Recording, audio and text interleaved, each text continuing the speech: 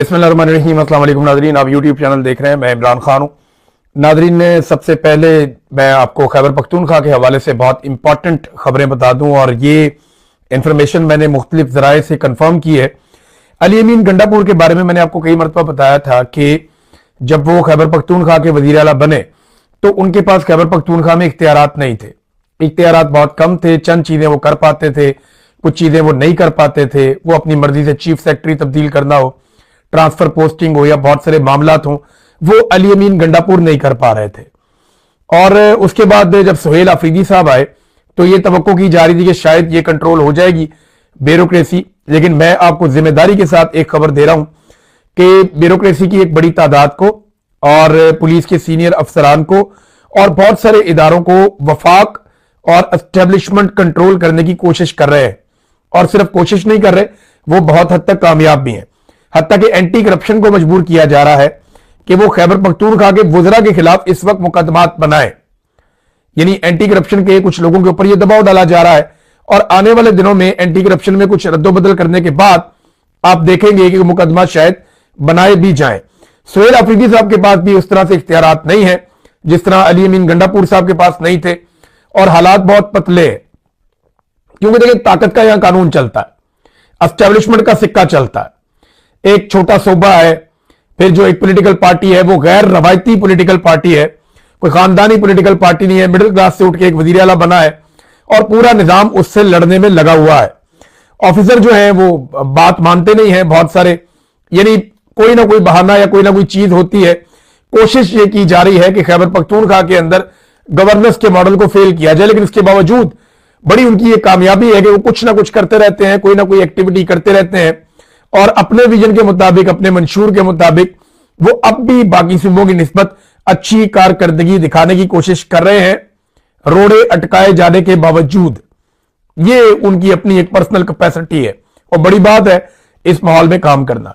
सुहेल आफरीदी साहब ने ऑपरेशन को रुकवाने की हर मुमकिन कोशिश की।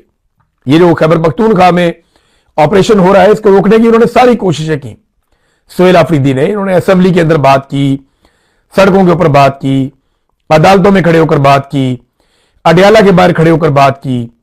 इसके ऊपर इन्होंने बाकायदा जरगा बुलाया, उसके अंदर बात की, जलसों में खड़े होकर इस पर बात की। लेकिन यह सिस्टम टस से मस नहीं हुआ, बल्कि सिस्टम ने फैसला कर लिया कि उन्होंने ऑपरेशन करके रहना है और अब वादिये तीरा को खाली करवाया जा रहा है। अब जब कुछ और नहीं है, देखिए एक वजीर आला लड़ाई तो कर नहीं सकता ना, जंग तो नहीं लड़ सकता, वो आवाज ही उठा सकता है। एक पॉलिटिकल आदमी यही काम कर सकता है, अवाम को शऊर दे सकता है, उनके पीछे जा सकता है, हकायक सामने रख सकता है, एहतजाज कर सकता है। तो वो ये कर रहा है, लगातार कर रहा है सुहेल आफरीदी। अब सुहेल आफरीदी ने कुछ स्टेटमेंट दिए हैं वादिये तीरा जाने के बाद। अपनी जान को खतरे में डाला, अपने साथियों की जान को खतरे में डाला और यह खतरा मोल लेकर वो वादिये तीरा में मुतासरीन के पास पहुंचे और जिस तरह उनको मुतासरीन मिल रहे थे सारा दिन और शाम को, वो मनाजिर देखने से ताल्लुक रखते हैं। जिस तरह उनको बच्चे मिल रहे थे, बुजुर्ग मिल रहे थे, एक एक गाड़ी के पास जाकर वो पूछ रहे थे और जो कतारें लगी हुई थी, लोगों को नहीं छोड़ा जा रहा था, उनकी रजिस्ट्रेशन नहीं की जा रही थी। सुहेल आफरीदी ने वहां जाकर एक्शन लिया और कम से कम लोगों की वो जो लंबी लंबी कतारें हैं उनके अंदर उनको रिलीफ दिलवाया। अब सुहेल आफरीदी साहब ने कहा कि ऑपरेशन का ऐलान करके अवाम को दुख और तकलीफ में झोंक कर बेसहारा छोड़ दिया गया। मैं इनका असल चेहरा अपनी कौम के सामने बेनकाब करूंगा। मैं आपसे हमेशा सच बोलूंगा, आपकी तकलीफ मेरी तकलीफ है, मुतासरा अवाम का तहफ़्फ़ुज़ और इज्जत अब मेरी बराह रास्त जिम्मेदारी है। फिर इसके बाद सुहेल आफरीदी ने कहा कि यह फौजी ऑपरेशन बंद कमरों में किए गए फैसलों का नतीजा है जिसे हम पर बंदूक और बदमाशी के जरिए मुसल्लत किया गया है। नाकाम पॉलिसी पर सवाल उठाने वालों को कभी दहशतगर्दों का हामी और कभी स्मगलरों के साथ जोड़ दिया जाता है, जो सरासर नाइंसाफी है। इन पॉलिसियों की मुखालफत की वजह से इन्हें और इनकी कौम को निशाना बनाया जा रहा है, क्योंकि सब जानते हैं कि इनके सीने में अपने अवाम का दर्द है। ये बात जो सुहेल आफरीदी साहब ने अपने लोगों के बारे में वहां पे खड़े होकर यह बात की। फिर सुहेल आफरीदी ने मजीद वहां पे कहा कि तीरा के अवाम के साथ जो कुछ हो रहा है वो नाकाबिले कबूल है। बार बार नाकामी के बावजूद बंद कमरों में किए गए फैसले मुसल्लत किए जा रहे हैं। हालांकि 22 बड़े और 14,000 से ज्यादा छोटे ऑपरेशंस के बाद भी अमन की कोई जमानत मौजूद नहीं है। तो काफी सुहेल अफरीदी ने आवाज उठाने की कोशिश की है। अब खैबर पख्तूनख्वा की असेंबली को, बाकी असेंबलियों को, सेनेटर्स को, हर जगह पे इसके ऊपर बात करनी चाहिए और बाकायदा एस्टेब्लिशमेंट को जवाबदेह बनाना चाहिए कि बताइए कि पिछले जो ऑपरेशन हैं उनके नतीजे में आपने क्या हासिल किया और इस ऑपरेशन के नतीजे में क्या हासिल करेंगे, आदाफ क्या है और आपने हासिल क्या किया और लोगों की तकालीफ का अजाला कैसे होगा। नाज़रीन, असद उमर साहब ने एक स्टेटमेंट दिया, वैसे गैर जरूरी बयान है, ऐसे बयान से इज्तनाब करना चाहिए। पहले वो कंट्रोवर्सी में है। उन्होंने कहा कि अवाम सुहेल अफरीदी के लिए नहीं, इमरान खान के लिए निकली है। ये कराची की अवाम के बारे में वो कह रहे हैं कि अवाम सुहेल अफरीदी के लिए नहीं बल्कि इमरान खान के लिए निकली है। तो सुहेल अफरीदी ने कब कहा कि अवाम उसके लिए निकली है? बल्कि सुहेल अफरीदी तो खुद इमरान खान के लिए निकला है और अवाम के साथ निकला है। यानी ये अजीबोगरीब मंतक है, अजीबोगरीब चीज है। इस किस्म की कंट्रोवर्सी पैदा करने की जरूरत क्या है इस वक्त? लेकिन आप बेहतर समझ सकते हैं। तहरीक तहफ़्फ़ुज़ आईन पाकिस्तान के लोग नाज़रीन कराची पहुंच गए। महमूद खान अचकज़ई का नोटिफिकेशन हो गया और उन्हें अपोजिशन लीडर बना दिया गया। बहुत सारे लोग कह रहे हैं कि वज़ीर आज़म का शुक्रिया अदा करें, कोई कह रहा है जी नवाज शरीफ का शुक्रिया अदा करें, कोई कह रहा है जी फील्ड मार्शल का शुक्रिया अदा करें। और लेकिन शुक्रिया तो इमरान खान साहब का अदा करना चाहिए जिन्होंने उन्हें नामजद किया और एक सीनियर सियासतदान को बलूचिस्तान के पसमानदा इलाके से एक शख्स को उन्होंने कहा जी बनाओ इसको अपोजिशन लीडर, और फिर वो अपोजिशन लीडर बना। महमूद खान अचकज़ई साहब ने एक फॉर्मूला दिया। देखिए, अपोजिशन लीडर तो बनाना उनका इस्तेहकाक है अपोजिशन का, वो जिसको मर्जी बनाए, इसमें तो हुकूमत का लेना देना ही कोई नहीं है।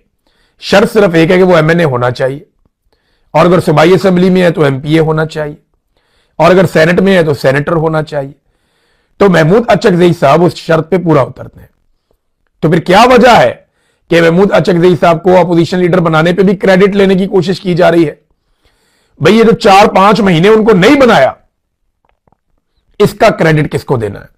कि पिछले 5 महीने जब 27वीं आईनी तरमीम करके आइन का गला घोंट दिया गया, उस वक्त अपोजिशन लीडर ही था पाकिस्तान में, वो जिम्मेदारी किसके सर पे जाएगी? आज क्रेडिट लेने के लिए सारे आ गए। भाई पिछले 5 महीने एक पाकिस्तान के अंदर अपोजिशन लीडर ही नहीं था, वो क्रेडिट भी तो लेना आप कि आप लोगों की वजह से नहीं था। महमूद खान अचकज़ई साहब ने जो स्टेटमेंट दिया उसमें उन्होंने एक लाइन ऑफ एक्शन दिया, पाकिस्तान आगे बढ़ सकता है अगर मुज़ाकरात करने हैं तो। उन्होंने फॉर्मूला दे दिया। उन्होंने कहा जी आइन की बालादस्ती होगी, नंबर 2 कौमी हुकूमत बनाएं और 4 महीनों में नया इलेक्शन करवाएं और मौजूदा मुस्ताफी हो जाएं जो इस वक्त हुकूमत मौजूद है, फिर जो जीत जाए वो जिंदाबाद। फिर उन्होंने कहा ताकत का सरचश्मा मुंतखब पार्लियामेंट होगी, फिर एक अच्छा इलेक्शन कमीशन नया इलेक्शन करवाए, पॉलिसियां मुंतखब पार्लियामेंट से निकाली जाए, कुदरती वसाइल पर मकामी लोगों का हक होगा, लोगों की जबान और कल्चर का एहतराम किया जाए। उन्होंने कहा जी इन नकात के ऊपर आप मुत्तफिक हो जाए, इमरान खान से दस्तखत मैं करवा लाऊंगा। सादी सी बात है। अब यहां पे हो यह रहा है कि हुकूमत की कोशिश है कि अपोजिशन को साथ लेकर बैठ जाए, जरा वो तस्वीरें बन जाए, वीडियोज आ जाए। अभी देखें ना, नोटिफिकेशन आया तो पीटीआई वाले लाइन में खड़े होकर नोटिफिकेशन ले रहे हैं अयाज सादिक साहब से। एक आधा बंदा जाके भी ले सकता था, नोटिफिकेशन जारी हो गया, वो जाकर लेकर लाइन में खड़े होकर वो एक इतनी बड़ी अचीवमेंट बनाने की क्या जरूरत है? आप पाकिस्तान की जीती हुई पॉलिटिकल पार्टी है, आपका तो वजीर आजम होना चाहिए था, और आप अपोजिशन लीडर का ओहदा लेने में आपको 5 महीने लगे और सारे लाइन में लग के हंसते हुए जो है वो आप ये ओहदा ले रहे हैं, तो ना मुनासिब है, इसके बगैर गुजारा हो सकता था।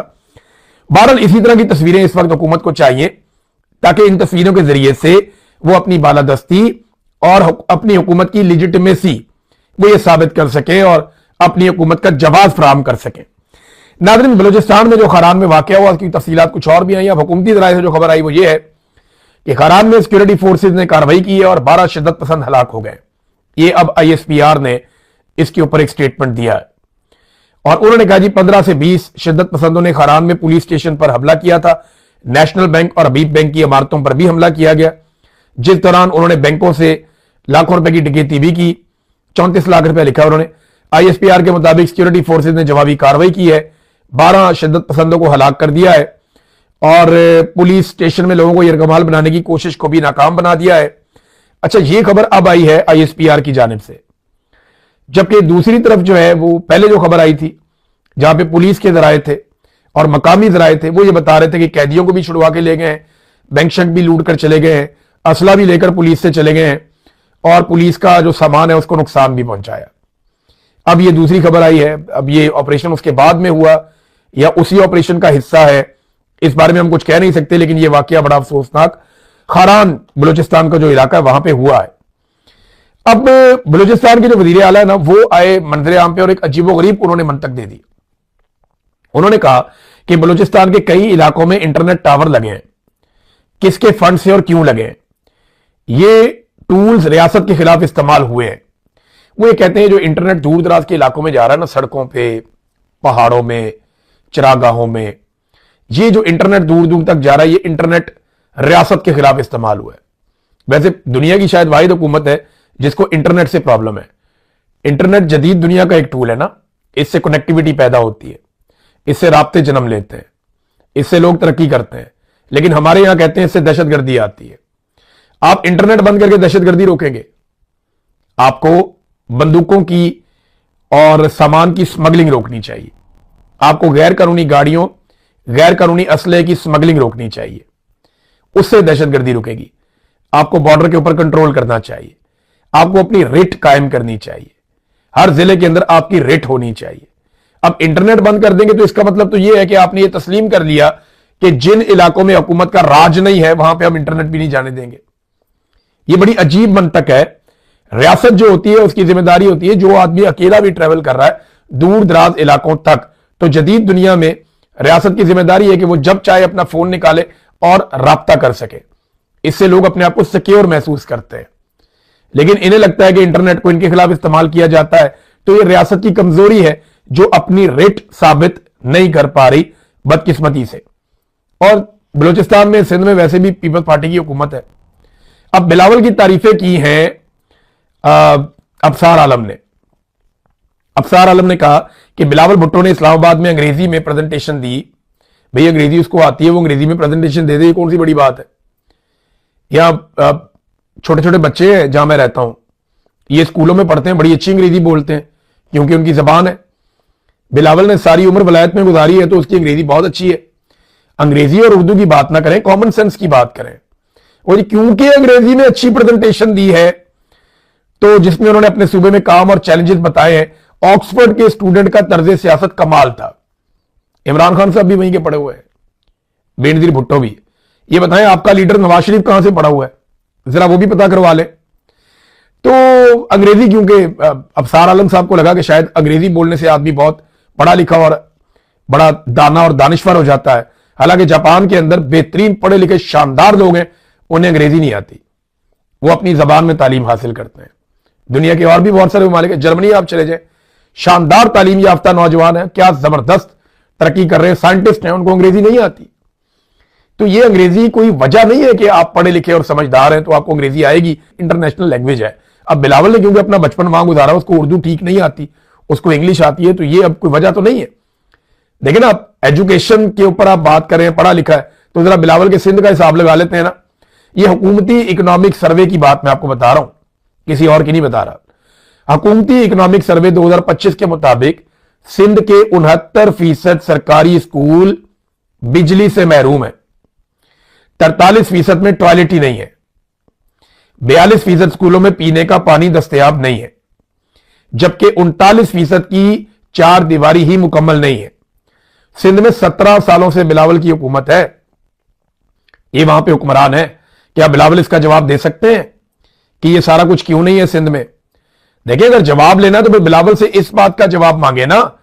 अगर अकेला खुद जाके बाहर जिंदगी गुजारी और ऑक्सफोर्ड में पढ़ के आ गया तो उससे कौम को क्या फायदा है? 17 साल से वहां पे हुकूमत है और स्कूलों की हालत आप देख लें। खैबर पख्तूनख्वा तालीम में आपसे आगे जा रहा है, पंजाब के अंदर स्कूलों को प्राइवेटाइज करते जा रहे हैं। इनकी प्रायोरिटी नहीं एजुकेशन, इनको पता है जो तालीम हासिल कर लेता है उसे शऊर आ जाता है, वो सवाल पूछता है, सवाल से इनको मौत पड़ती है। तो ये नाजरीन एक चीज थी, मैंने कहा मैं आपके सामने रखूं। राना सनाउल्लाह साहब ने एक दावा किया, उनके बकौल पाकिस्तान तहरीक इंसाफ से राब्ते हो रहे हैं। ये मैं चाहता हूं कि जो राना सनाउल्लाह ने एग्जैक्टली कहा वही मैं आपको पढ़ के सुनाऊं, ये इंपॉर्टेंट है चीज। राना साहब ने कहा महमूद अचकजई और सीनियर पीटीआई रहनुमाओं से राब्ता रहता है, लेकिन गालम गलोच और कल्ट ब्रिगेड की वजह से नाम जाहिर नहीं करते। यानी पीटीआई के लोग या चकदई साहब बताते नहीं है कि उनका राब्ता हो रहा है, वो राब्ते में रहते हैं। राणा साहब ने ये दावा किया, क्योंकि वो लोग उनके खिलाफ शुरू हो जाते हैं सोशल मीडिया वाले, और उनकी शामत आ जाती है, लेकिन पीटीआई वालों से राब्ता रहता है। देखिए, पॉलिटिकल लोगों का राब्ता रहना बहुत अच्छी बात है। मैंने कई मरतबा कहा कि बदतरीन सियासतदान या चोर डाकू सारे मिलकर भी अगर मिलिट्री एस्टेब्लिशमेंट को उसके आईनी किरदार में वापस धकेल देते हैं ना, तो यह पाकिस्तान की बहुत बड़ी कामयाबी है। इमरान खान ने नवाज शरीफ को मौका दिया था कि वो जमहूरियत को चुन ले, लेकिन आज से कुछ अर्सा पहले नवाज शरीफ ने जमहूरियत की बजाय आसिम मुनीर साहब को चुन लिया, और अब वो वही कर रहे हैं। अपने बैनर्स और पोस्टर्स के ऊपर भी आसिम मुनीर साहब का फोटो लगाते हैं। तो वो जूतों के तस्मों के साथ लटक गए बेचारे, जूते पॉलिश करने में लग गए हैं। तो वो रास्ता उन्होंने खुद चुना है। इमरान खान ने पूरा मौका दिया था जमहूरियत के लिए, और ये मौका हमेशा रहना चाहिए। सियासतदान बातचीत ही करते हैं, बंदूकें नहीं चलाते होते। हां, अगर बातचीत इस बात पे हो जाए या इस नतीजे पे ये कभी भी अपनी बातचीत के बदले में पहुंच जाए कि पाकिस्तान की मिलिट्री एस्टेब्लिशमेंट को उसके आईनी किरदार में रखना है, और पाकिस्तान के सियासतदान और सियासी जमातें फैसला करेंगी कि पाकिस्तान कैसे चलेगा, मुल्क को आहिस्ता आहिस्ता सिविलियन सुपरमेसी की तरफ ले जाएं, तो ये तो बड़ी कामयाबी हो जाएगी। ये होना चाहिए। राब्ते बुरी बात नहीं है, लेकिन